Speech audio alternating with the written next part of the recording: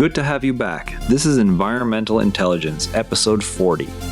It's June 3rd, 2026. Here's what changed overnight in the environmental regulatory landscape. Alberta oil pipeline route options through northern BC trigger West Moberly First Nations opposition over territory impacts. West Moberly First Nations Chief Roland Willson stated opposition to 3 mapped Alberta oil pipeline routes crossing northern BC territory.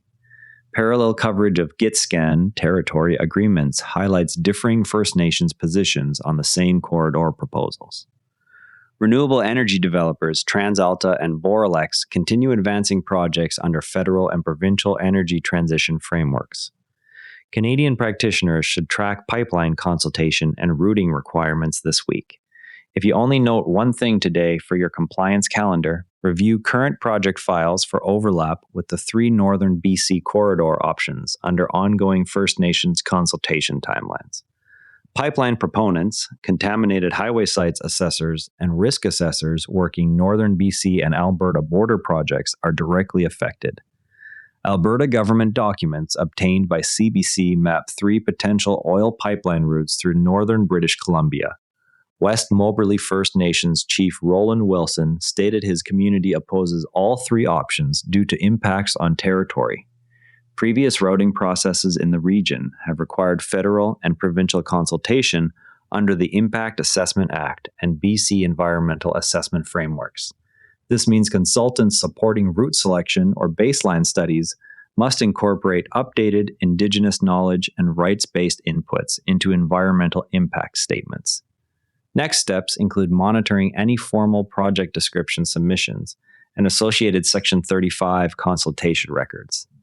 Alberta documents identify 3 northern BC corridor options for potential oil pipelines. Opposition from West Moberly First Nations triggers heightened consultation obligations for any project advancing under federal or provincial assessment regimes. No formal regulatory filing deadline is stated in current coverage. Chiefs signed agreements stating they were acting in the nation's interest. Others report limited choice in the process. This raises questions about consistency of consent processes across affected BC nations for the same infrastructure corridor. No qualifying peer-reviewed or government technical reports with direct Canadian regulatory application appeared in today's feed.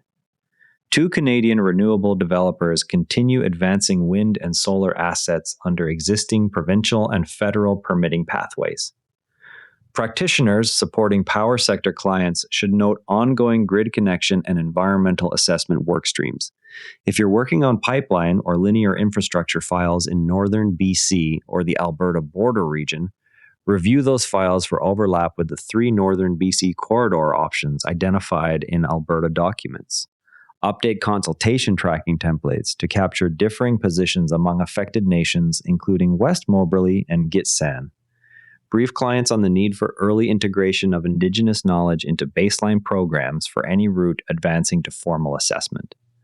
Monitor federal and BC environmental assessment registries for project description submissions on these corridors. Alberta-BC pipeline route consultation processes continue with no fixed 30-day window stated.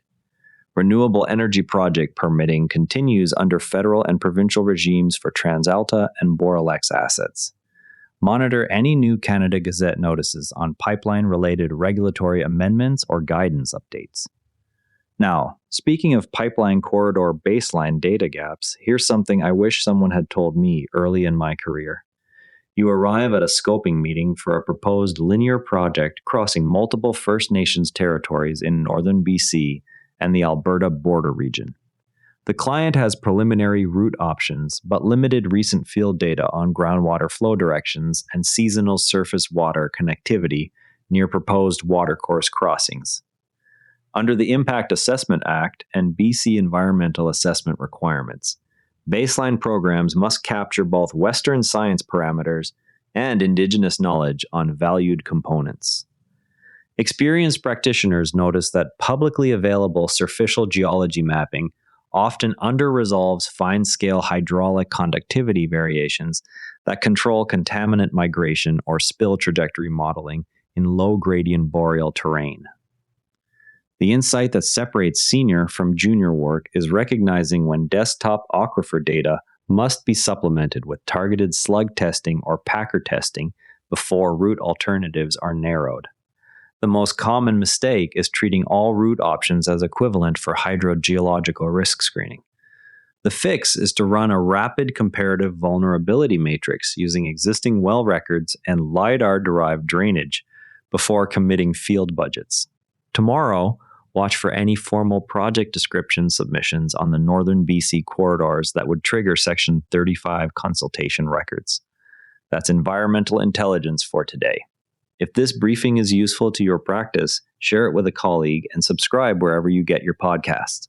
We're back tomorrow. Have a productive day, and before you go, this show is part of the NARA Network, a family of daily podcasts covering tech, science, markets, and more. If you enjoyed today's episode, give Modern Investing Techniques a listen. Modern strategies for Canadian and U.S. investors. You can explore the whole lineup at naranetwork.com. This episode used AI voice synthesis of my voice. Editorial selection and analysis are my own.